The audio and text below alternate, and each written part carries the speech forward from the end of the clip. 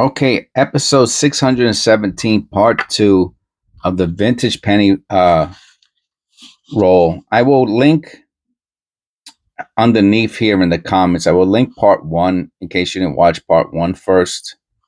Check it out. And then you could just click the link on part one and you'll come back to part two and you can watch this one afterwards if you want to watch it consecutively. And this is an all copper penny roll from the bank, which is extremely rare. I was lucky enough. I tell the whole story in episode one, so I'm not going to rehash it. But the likelihood of finding an all copper penny roll in 2025 is like uber rare. And the reason why I had to break the episode into two parts is because copper pennies take a little extra time to observe the details. Look at the bottom of his chin, for example. Good example. Right? You want to make sure you don't miss any double dies. Like I have to look at that under the loop just to make sure it's just shelving or a scratch, which it is, but it takes that little bit extra time to observe. And I do not like my videos to go over 15 minutes really, because hardly anybody watches them. I guess everybody has a short attention span now.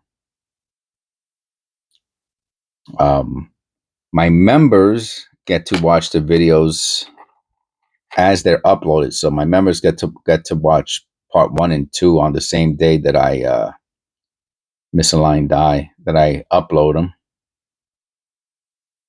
Everyone else has to,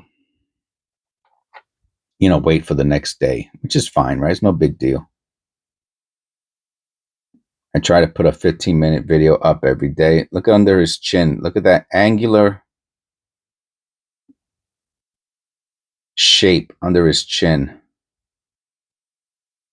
Almost like a die clash.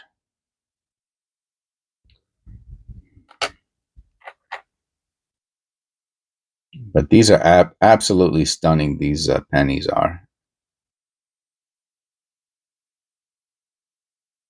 You see how faded, even though the shapes look very bold, like it's missing so much detail. Like if you look at the previous penny compared to this one, the detail is now that's not because of the age of the penny and being touched. It's because the die that they used to make this coin was so worn out.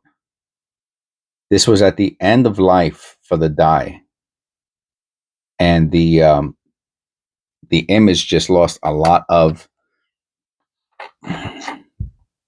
detail. Right? If you look at this one, you can see all the details on its jacket,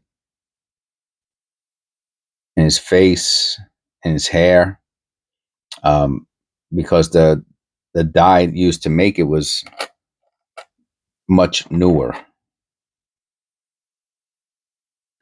Nice 1969. Let's see if we have a floating roof. We do not.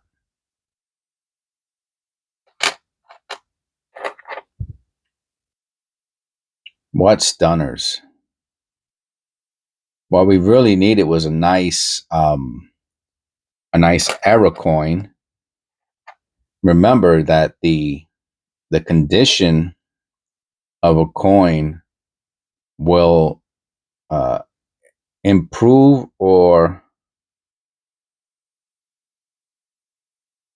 you think shelving? Let me look at that under the loop. That's an interesting mark.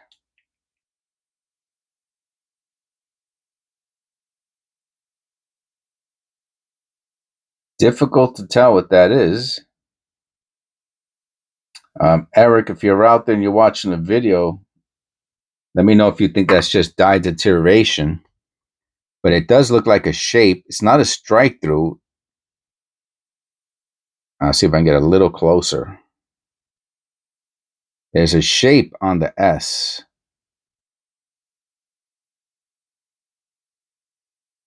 It almost looks like a different image, like if the S was hit by another part of.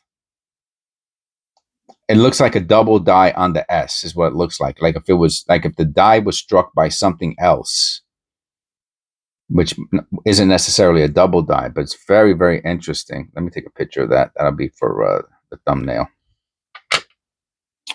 That could be a something penny, meaning an error penny. The die might have hit something. Could be a strike through. Could be not really. It doesn't look like a strike through. I don't know what that would be. It could be just an old. I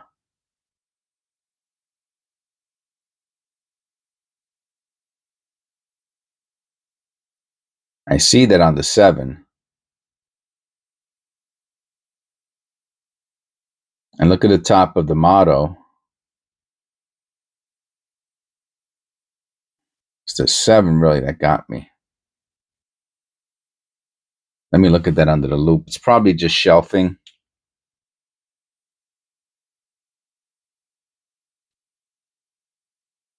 Yeah, the die might have slipped a little bit when it struck, and it just made like that little.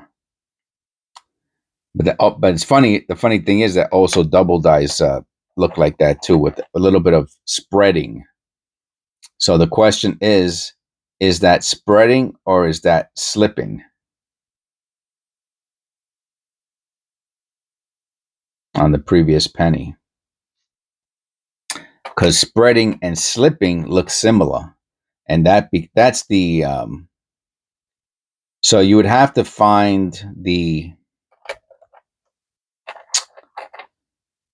example of the double die where they show the spreading, and it has to be, because then it means it came from the same die, and then it's a documented, it's a recorded double die, and then that's how you know you have a double die.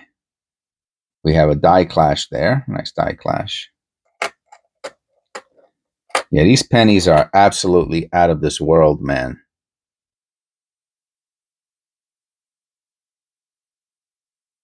Absolutely amazing.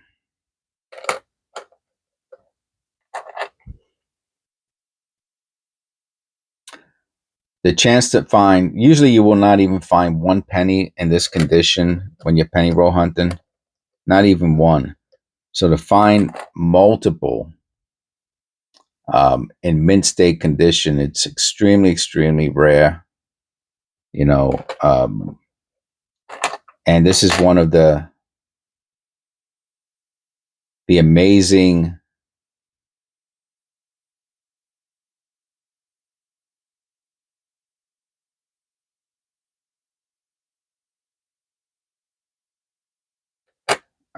things about penny roll hunting, you know, from penny rolls that you get from the bank, from customers, when you get the chance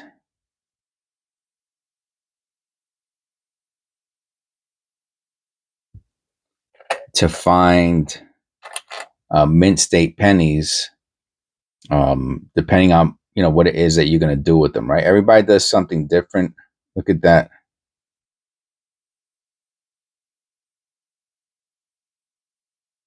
It could be grease or it could be a die clash. It's hard to tell. In his neck, if you look in his neck there, you see.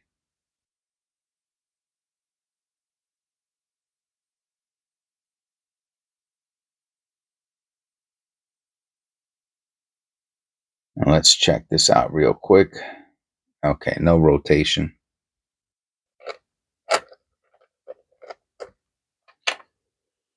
Look at this. Wow. What an absolute stunner. If you go on eBay and you go, look at that. That's a lamination area. See the color? I'll take a picture of this one too for the video. Possible I'll use that for the thumbnail. Look how orange that is. It's only on one side, right? Yeah, the other side looks like a normal mint penny. Beautiful, beautiful lamination. So the too much zinc in the penny, absolute stunner.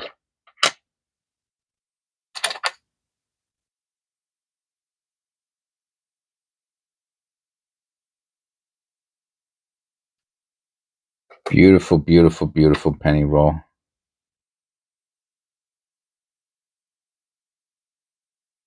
Looks like polishing lines. Yeah, most likely had a die clash on the reverse and on the front, and they polished it off.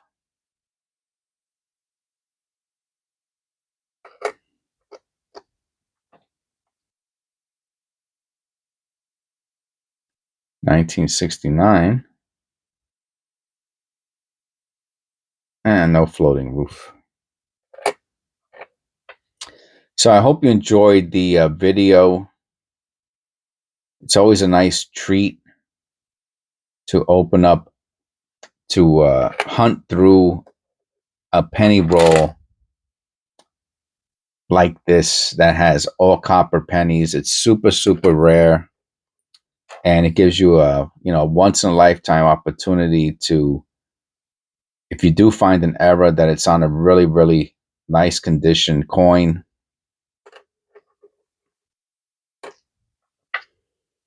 Hope you enjoyed the video.